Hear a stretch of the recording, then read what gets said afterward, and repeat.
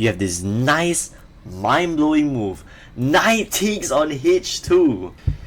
Yo, what is up guys and gals? Welcome back to another chess video. This is me, JK Jax, back at it again.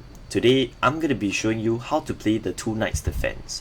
The Two Knights Defense is an opening to play against the Italian opening, which is a popular opening for white for all levels, from beginner all the way to the top grandmasters in chess. So, why do I like the Two Knights Defense? It's very dynamic, it's aggressive, fits my playstyle, I like it. So, let's get started. This video will be an introductory video about the Two Knights Defense. More in-depth theory about the Two Knights Defense will be released in future videos. e4, e5, knight f3, knight c6, and bishop c4. Two Knights Defense starts with knight f6.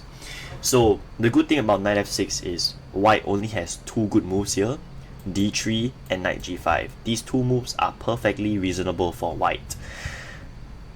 d4 transposes into the Scotch opening, which is completely different from the subject here. It will be a video that I will eventually have to make in the future parts of the Two Knights Defense series, but not today. And knight c3, which is a common mistake for white. Many players play the move knight to c3. It's just a mistake because you have this nice move knight takes e4, which looks to be a sacrifice of a knight, but you eventually win it back with the move pawn to d5. This is what is known as the center fork trick. This is a fork in chess. It's a double attack. So, and it's happening in the center. That's how it's got its name. Alright. So, the only move to sort of equalize for white is the move bishop d3. But after takes and takes, what black gets in the process is a healthy center, a big center, and white still has some issues developing his other minor pieces. So of course black will play something like bishop d6, and eventually at some point you're gonna castle, you're gonna play bishop g4, and eventually f5. Not now, because if you play f5, white can actually trade away the knight for the bishop to destroy your pawn structure. Usually in open positions, bishops are better than knights. It looks a bit weird for white to be trading his bishop away, but if it means to destroy your pawn structure and weaken your center, white would be happy to do that. So, of course knight c3 is not good at all, and of course now we gotta talk about two main lines, which is knight to g5 and d3. Let's start with knight to g5 first. Knight to g5 is what is known as the fried liver attack. It is a very dangerous weapon if you don't know what you're doing. Now of course the main move, right, d5, it's the only move that equalizes the game for black and not lose immediately. Pawn takes on d5, and now knight a5. And now white has two options here. White can either play d3, which is the old main line, and secondly is bishop to b5. Let's start with a more common move, bishop to b5, c6, takes, and here there are, I think, around 3 good moves and 1 bad move that many players play when they play the fried liver attack. So the 3 main lines you'll meet is bishop d3, bishop to e2, and queen to f3. And the most commonly played move, right, for white is the move bishop a4.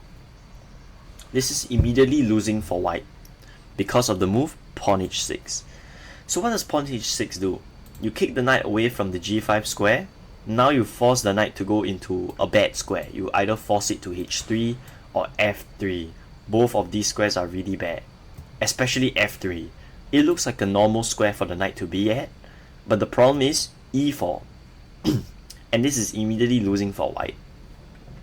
The white knight has to go back to g1, and if it tries to be smart and jump to e5, then they'll suffer the consequences of getting forked. Take a look at this, queen d4, a double attack on the knight, attacking the bishop, and all of this is just terrible for white. White is going to be losing a piece here. Instead of that, white may try to play knight h3. You simply play the move bishop g4, attacking the queen. They have to play f3, block the queen, and now you should take the knight. It looks a bit weird, but what it does in the process is you weaken white's pawn structure. Like, this is very, very ugly for white to play. White's king is super unsafe, and all of white's pieces except the light square bishop is developed. Like, this is super, super depressing to play as white. You can finish your development with queen at d4 and knight c3.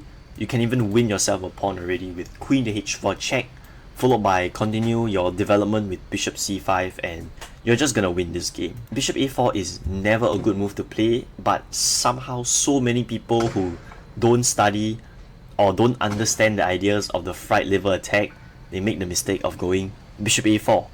More experienced players will probably play something like bishop d3, bishop e2, or queen f3, and I'll explain them briefly one by one what to do as black. So what you want to do here, we want to play the move bishop to e7. We care about development, not the material. Let's say white gets greedy and takes another pawn, and look at how badly this can end up for white. You have all your minor pieces developed, you're ready to castle. White has a knight and queen that are super misplaced, and 4 of white's pieces are still undeveloped. So let's say white plays queen f3, retreating the queen. You simply castle, white castles, and now the move knight to g4 simply is just winning for black. What this does is you open up an attack against the knight needs to go, let's say to h3. Now you're ready to play e4, sacrificing a pawn. But why? Once again, you care about development, not the material. Rook to e8. And this is already very losing for white. It is minus 1.4. And there's a cool little line I want to show you. If white tries to play something like d4 to sort of develop and bring out more pieces on his own, you have this nice mind-blowing move, knight takes on h2. And the idea is that if white takes the knight, bishop d6 check is a discovered attack on the queen, and you're gonna pick up the queen the next turn. It will look something like this. The white king's in check. After the white king goes back, you take the queen for free. So it's a very nice line to keep in mind. And let's say if white goes back, retreats, his queen prevents the tactics from happening, the threat is still there. Bishop d6 anyway. Now you're aiming the pawn on h2, and white's position is overall just a mess. This is just a shipwreck for white to play against. And if knight f4 to block your dark square bishop, you can just play knight e5, and your position is fantastic. It looks amazing.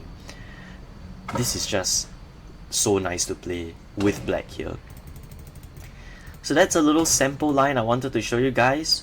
But of course, that doesn't mean you know everything. Sometimes white would just slide back his dark light square bishop, which of course I would teach you how to play against that. And last but not least, what to play against d3. So against d3, I want to recommend a niche line. Not many people know about this line, and usually white players will expect bishop c5 from you, but I want to recommend the move h6. And black scores really well with this line. Italian at the top level is known to be very drawish. I mean, all openings are kind of drawish at the top level, but here black scores 33% of the time. This is a really good opening to win as black here. And the move h6, you stop the move bishop g5. There are two types of Italian players. There's the ones who play c3, and there's the ones who play knight c3. c3 sort of plays the Gyoko piano style, where you play a small quiet game where you play b4 a4, you're gonna castle, brings the rook to e1, knight d2, knight f1, knight g3, blah blah blah blah.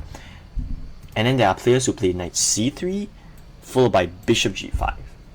h6 shuts down bishop g5. So you're basically forcing your opponent to play c3 here. And it's a really good way to restrict your opponent's options.